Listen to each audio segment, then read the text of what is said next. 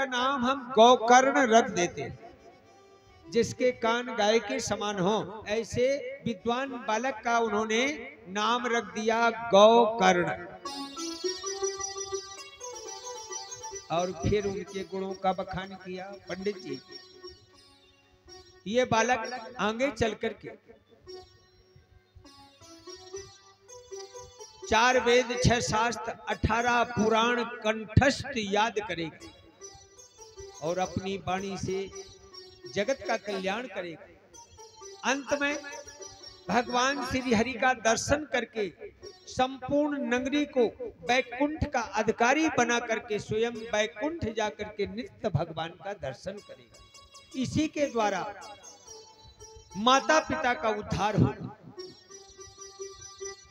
तब आत्मदेव सोचने लगे कि ये कैसे और क्यों हो गया। मुझे तो ऋषि ने जो फल दिया था वो मैंने अपनी धर्मपत्नी को खिला दिया, तो उल्टा असर हुआ। दुर्बुद्ध पापी विद्याहीन मुझे बेटा मिला और गाय ने ऐसे बालक को जन्म दिया जो संपूर्ण क्रियाओं का निधान हो गया, संपूर्ण विद्याओं का प्रवर्तक है।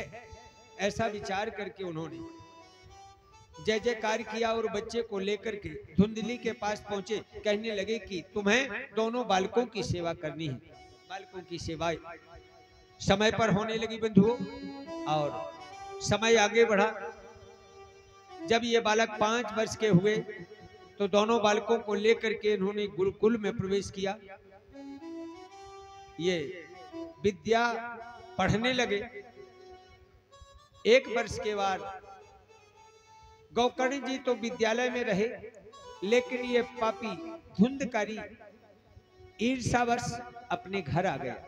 पिताजी ने कहा कि बेटा तुमने विद्यालय क्यों छोड़ दिया, गुरु सेवा में क्यों नहीं रहे। तब उसने कहा पिताजी मैं तो घर पर रह करके सारी शिक्षा ले लूंगा, क्योंकि आपके द्वारा जो शिक्षा मिलेगी वो व्यवसायी शिक्षा होगी, उससे मैं अपने परिवार का भरण पोषण कर लूंगा। पिताजी ने कहा ठीक है। ऐसा कहकर के वो घर में रहा और वहां गौकर्ण जी अपने विवेक के अनुसार गुरु सेवा में नित्य सेवा करते रहे। जब इसे रहते रहते 1 वर्ष पूरा हुआ तो इसने फिर छोटे छोटे बच्चों के साथ खेलना प्रारंभ कर दिया। बात बात में जब ये धुंधकारी नाराज हो जाए, क्रोध इसको बढ़ जाए, तो उन बालकों को पकड़ पकड़ करके कुएं में डाल दे और वो बालक छटपटा करके वहीं शांत हो जाए। इस प्रकार छोटे छोटे बच्चों की ये हत्या करने लगे। तदापीति विस्मयो कार्यः ज्ञान सूचक अंधकः धुंधकारी ही स्वयं भ्रष्ट हो मूर्खान अन्वेषणः। महामूर्ख पापी धुंधकारी बस इसी खोज में निरंतर दौड़ धूप करता रहा। जब ये 10 वर्ष का हुआ तो इसने जितने पाप कृत्य हैं, खाना पीना और जितने विषण हैं, वो सब अपने शरीर में प्रवेश कर लिए, यानी उन विषयों का आदी हो गया। दिन रात नशे में रहना, घर का जितना पैसा है उसे चुरा चुरा करके ले जाना और अपने शरीर को आनंदमय रखना। यहाँ तक कि जुआ खेलना भी इसके बाएं हाथ का खेल बन गया। अब बताओ, दिन रात पीने में मस्त रहे, भोजन भी उसका जो करना नहीं है उस भोजन को करे और जुआ खेले, तो बताओ घर की कैसे उन्नति होगी। परिवार तो सदा दुखी रहेगा, समाज में उसका कोई स्तर नहीं रहेगा। इसलिए बंधुओं को अपने आप विचार कर लेना चाहिए कि हमें स्वयं किस रास्ते पर चलना है और हमारा खान पान कैसा होना चाहिए, हमारा व्यवहार कैसा होना चाहिए। समाज में हमारा स्तर कैसा होना चाहिए, क्योंकि आजकल भगवान ने सभी को बुद्धि दी। देखो मनुष्य को 20 पॉइंट बुद्धि दी।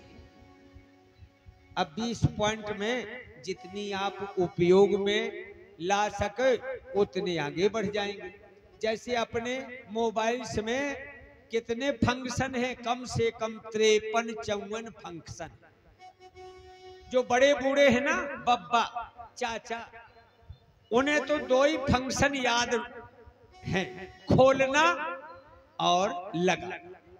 और जो छोटे छोटे बालक हैं ना, वो तो 50 फंक्शन याद किए हैं, उन्हें पूरा ज्ञान है। ऐसी अपनी बुद्धि के ये फंक्शन हैं 20। अब जितनी बुद्धि आप आगे बढ़ाएंगे उतनी तुम्हारी प्रगति हो जाएगी। वो अगर आपने 2-3 पॉइंट से काम लिया और आनंद वाले विषयों में मन लगाया तो शरीर तो विषय भोगी है। अगर आपने उनकी ओर अपने शरीर को आकृष्ट किया तो फिर आप आगे नहीं बढ़ पाएंगे। जैसे धुंधकारी की आप दशा सुनेंगे और सुन करके मनन करेंगे तो तुम स्वयं घृणित हो जाओगे कि बुरे काम का नतीजा भी बुरा होता है। बोलो सच्चिदानंद भगवान की जय हो। इसीलिए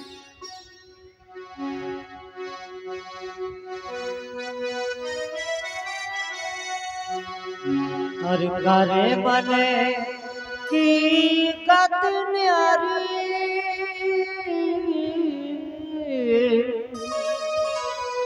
कि करे मन की गत न्यारी।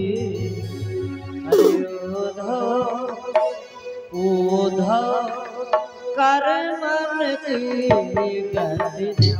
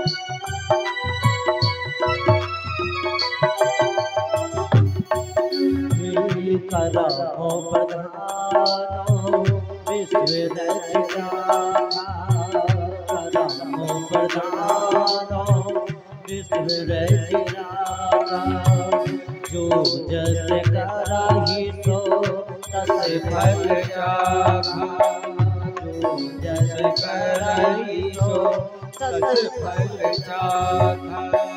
लाज रख बनवारी, लाज रख बनवारी।